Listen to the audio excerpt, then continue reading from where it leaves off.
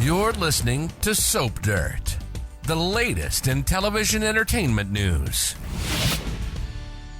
Hey, Days of Our Lives fans, I've got your 2-week spoilers running from Monday, August 19th, all the way through Friday, August 30th. Fake Abby is neck deep in some serious scheming, and Gabi Hernandez has had it, and she is done. This is Belinda from Soap Dirt, and let's unpack all these 2 weeks of juicy spoilers. If you're not following us, please reach down, click subscribe, and now let's dive right in with the action starting Monday, August 19th. Gabi Hernandez rips Stefan and Ava a new one, calling them trash for cheating while she was behind bars, throwing her drink in Stefan's face, all kinds of threats, drama. She is over it. Meanwhile, Melinda is still busy trying to fire Connie Viniski. Remember, she showed up at her apartment on Friday.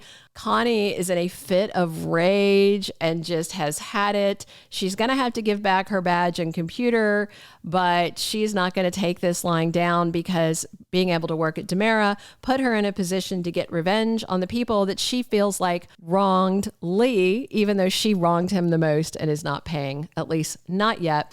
Jennifer Horton came back into town on Friday, and on Monday she's with Jack and she's ready to go see her daughter Abigail back from the dead. Only problem, nobody knows but Abby and her co-conspirator. That's not really Abby. And Chad comforts her while she acts all confused and muddled, about who she is and where her memories are. She is running some kind of con, some kind of plot with someone. Tuesday, August 20th, Alex Kiriakis is not married anymore to Theresa Donovan. He gets his annulment papers, I'm guessing on the basis of fraud.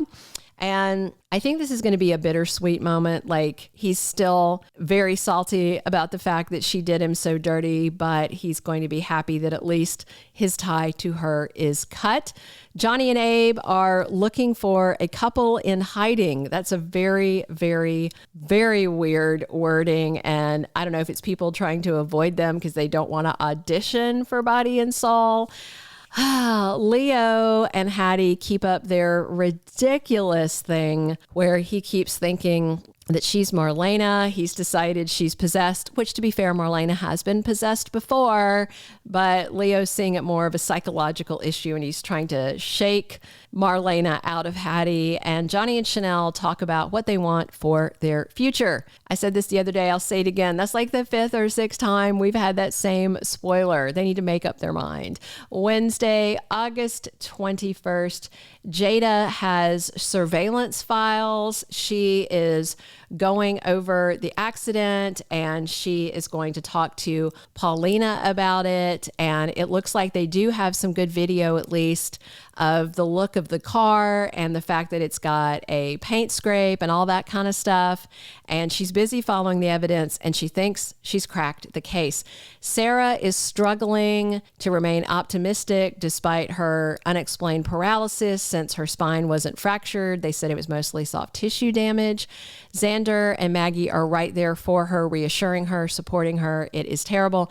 Brady begins to worry. He is the one who ran over Sarah. He is going to see a paint scrape on the fender of his car, and he's scared. He's scared that he did this, as well he should be. And Johnny and Abe want Chanel and Alex to audition for Body and Soul. Part of the problem with Days is they tape so far ahead that they have to take it on faith that fans are going to enjoy the storyline. And what I am seeing is across the board almost unilateral hatred for this Body and Soul plot. There's very few people that seem into it, and I think it's going to eat up a lot of showtime, and it's kind of stressful to think about. And they're not going to go back and edit it out. They can't. That's all their content, EJ DiMera sees new/fake Abby at the mansion, and she's going to have to play the amnesia card. And I do wonder if whoever this is, whichever daughter of Jack's that this is, because it's not Abby, so it's Gwen or a secret twin that seems completely improbable. So I'm thinking Gwen. That's a little piece of history she may not know from all her stalking and research that EJ and Abby had a little thing several many years ago. Connie has decided the answer to all her problems is to kill. Again, this time she wants Melinda Trask dead. We all know Melinda's going to survive. Connie needs to be in handcuffs. Honestly, she needs to be at Bayview. Let's make it happen, y'all. Chad talks to Julie about Abby coming back in his life, but that it's frustrating because she's got amnesia. We'll see if Dr. Marlena can diagnose this as fraudulent, Stefan pleads with Gabby to please forgive him for sleeping with Ava just that once. Well, several times, I think, in the same night. But it was still a one-night stand. But it's all the lies since then, and I don't think she's going to let it go. Friday, August 23rd, we've got Abby pretending to remember something, and Chad is so excited by this little tidbit she gives him.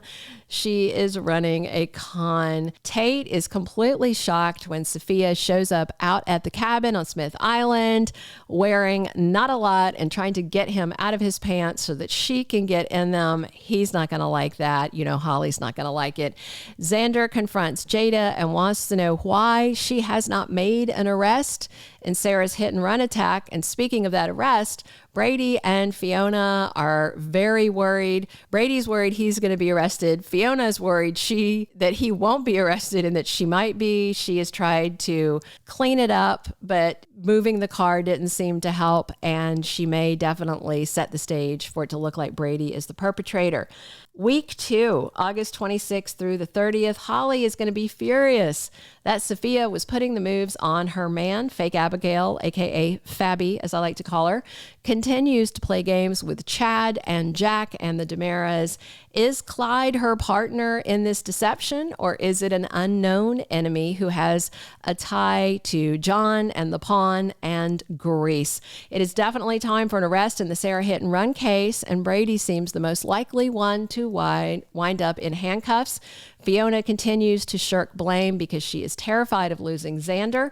My leaker told me that Fiona is terminally ill, and that's why she is not bothering with sobriety and is being so reckless, and why she wanted to reconcile with Xander before it's too late. We'll see if that actually manifests.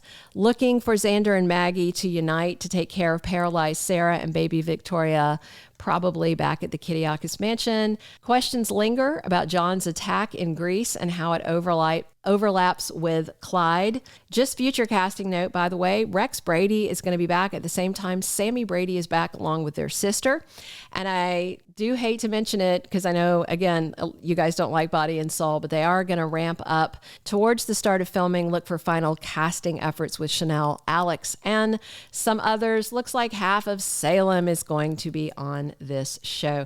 Gabby and EJ may commiserate on their outrage about their spouses. Nicole ran off with Eric, and Stefan did the deed while she was getting her leg broken in prison. And I'm sure Stefan is going to just say, I was trying to protect you and we just got carried away. Gabby's not going to have it. This is about to blow up, and time is almost up for Killer Connie and her crazy chaos. Those are our 2-week spoilers. Thanks for tuning in. Drop your comments on what you're excited to see. Please subscribe if you are not following us, and come back soon. It's Belinda from Soap Dirt, talking Days of Our Lives with you 7 days a week. Thank you for being a loyal listener. Follow us wherever you get your podcast, because you don't want to miss the next episode. Soap Dirt is on all the major podcast platforms, including Apple Podcast, Spotify, iHeartRadio, and more.